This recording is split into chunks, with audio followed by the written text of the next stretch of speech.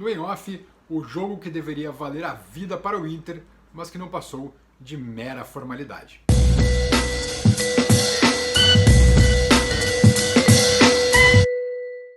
Se em dezembro de 2006 a torcida colorada teve motivos de sobra para sair às ruas comemorando com a conquista do Mundial, maior título da história do clube, maior título da história do futebol gaúcho, 10 anos depois, a torcida colorada simplesmente não tinha o que fazer mais. O jogo do Inter contra o Fluminense, pela última rodada do Brasileirão de 2016, na Baixada Fluminense, em Mesquita, o estádio do América Carioca, foi simplesmente para esquecer. O Inter chegava à última rodada do Brasileirão, supostamente ainda vivo no campeonato e com chances de se manter na Série A. Porém, na prática, o que se viu foi um time completamente entregue e já aguardando o apito final para terminar a sua passagem naquele momento na Série A e jogar a Série B de 2017. O Inter, que enfrentou o Fluminense naquela tarde mormacenta em Duque de Caxias, na Baixada Fluminense, simplesmente já havia entregado os pontos e muitos jogadores, não digo todos, mas muitos já não queriam mais nada com nada. Tanto é assim que, apesar de o Inter ter a obrigação de vencer o Fluminense e apesar ainda de necessitar de uma combinação de resultados, o clima, o ambiente na concentração do Inter em Copacabana era simplesmente de fim de festa, e fim de uma festa ruim, por sinal. Os jogadores que entrariam em férias assim que o jogo acabasse já contavam com muitos amigos e muitos seus representantes até mesmo encostando seus carros junto ao hotel da concentração do Inter para que os jogadores colocassem suas malas, seus pertences nesses carros, porque alguns, muitos por sinal, sequer voltariam à concentração, já estavam liberados, já estavam de férias, mesmo com o Inter rebaixado à segunda divisão. Naquela tarde,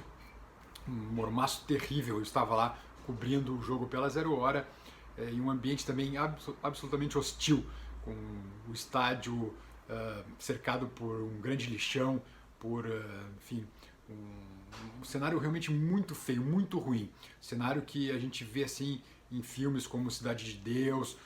enfim, como Tropa de Elite também. Não era uma favela carioca, aquela que a gente está acostumado assim, de ver muito na TV e até mesmo no cinema. Mas era um ambiente muito ruim, ruas muito feias ao redor, uma população muito castigada que a gente via nas ruas também, e sem contar que o ambiente, o clima era terrível. Era uma tarde muito mormacenta, um calor, um bafo, um abafamento que certamente se aproximava dos 45 graus. Antes do jogo caiu um temporal ainda com relâmpagos, enfim, uma chuva que só aumentou ainda mais o calor. O estádio, evidentemente, não estava cheio, o Fluminense já não tinha mais nada que ver com o campeonato, só queria mesmo era rebaixar o Inter, que a torcida do Fluminense que foi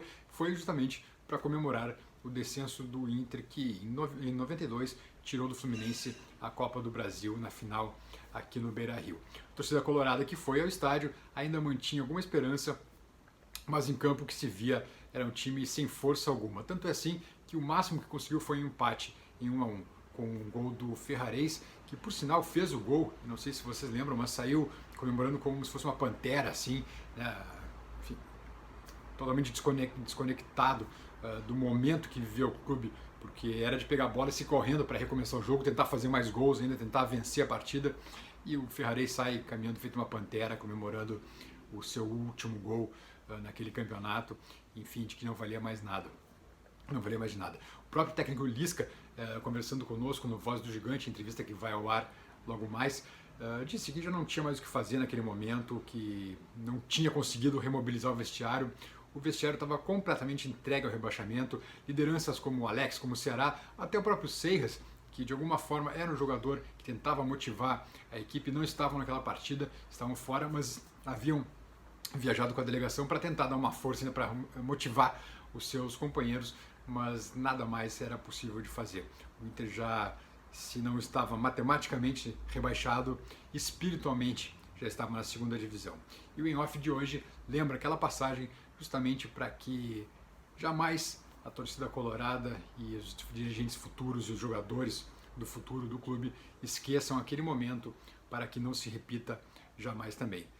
O jogo de Mesquita foi simplesmente um horror, uma partida que entra para a história do Inter no pior sentido possível, com os jogadores já completamente entregues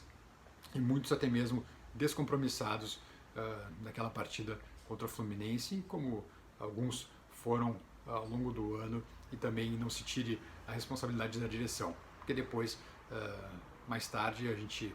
veio a saber que, com o Ministério Público entrando na jogada, o que foi feito com o Inter naquela temporada e também em 2015. Então o IOF de hoje relembra essa triste passagem do Inter, mas é algo que não pode ser esquecido para as gerações futuras.